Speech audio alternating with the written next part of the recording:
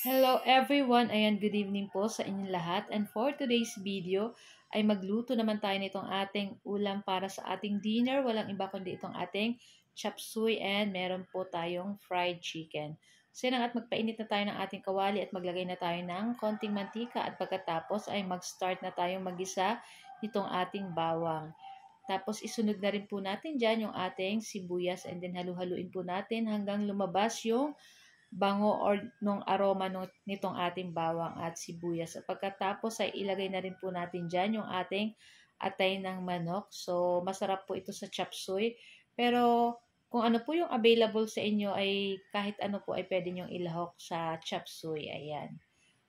Pero kung kayo po ay medyo nakakaalwan or nakakaluwag-luwag, syempre masarap pa din po pag may pork, tapos may atay, ayan, tapos may squid balls, may quail egg, para kompleto ricado. Pero sa atin, ay okay na po yan. Ang importante makakain po tayo ng gulay. So, ayan na nga at naglagay na rin tayo ng carrot.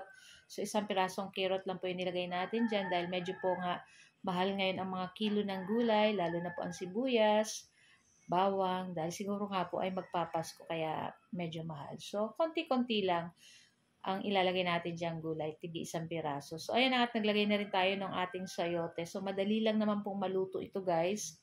Siyempre, ang atay madali rin pong maluto kaya itong ating gulay ay mga i-half cook lang po natin iyan para hindi po siya ganoon na malutak. Ayan. After nyan, syempre, maglalagay po tayo ng pampalasang 1 pork cube. Tapos, maglalagay rin po ako dyan ng 1 teaspoon ng sugar para pambalance sa lasa nitong ating lulutuin chop suey. Syempre, masarap po pag medyo manamis-namis. Pero, kung ayaw naman pong lagyan sugar, pwede naman po. So, sabi nga ni Kayan, iba-iba po tayo, kanya-kanya tayo ng panlasa. Pero para po sa akin, nakakadagdag pong sarap at linamnam pag medyo parang manamis-namis yung ating mga ulam. Ayan. Konti lang naman guys, 1 teaspoon. Okay na yan. Tapos nilagay na natin dyan yung ating Baguio Pecha, yung ating repolyo. Tapos may celery na rin po. Sinabay na natin dyan. Tapos ayan na nga, halu-haluin lang po natin iyan.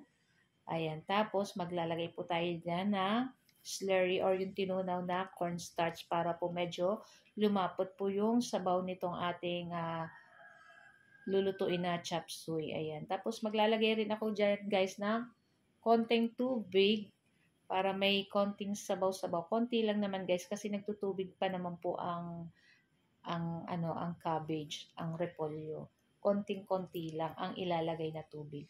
Tapos ayan, patuloy natin paghalo para mag-mix yung lasa nitong ating niluluto. Ayan. Tapos ilang minuto lang ay patay na rin po natin yung ating apoy at okay na rin to guys. Pwede na natin itong i-transfer sa ating plato. Before that, ayan, makakalimutan ko pa. Ilalagay natin dyan yung ating red bell pepper. Ayan, isang piraso lang na red bell pepper at kasi nga po, mahal din po ang kilo. Ayan. So, luto na yung ating chop suey. Pagkatapos ay magpapainit naman tayo nitong ating mantika dun sa ating pan. Ayan, medyo dapat syempre ang pagprito po ng manok ay deep fry. Ayan, para lutong-luto po hanggang loob. Syempre, as usual, binabad natin ng almost 5 hours kung binabad yung manok sa kalamansi, patis, bawang, paminta. Tapos, pig-coat ko lang ng crispy fry bago iprito. So, yun na nga. At pag naganyan na yung color niyan, ay pwede na po nating hanguin. Ayan, napakasarap, napakalutong, at talagang perfect na perfect dun sa ating chop suey. Pag po talaga may mga ginisang gulay, ay masarap po yan. May mga pritong isda, pritong manok, pritong pork chop.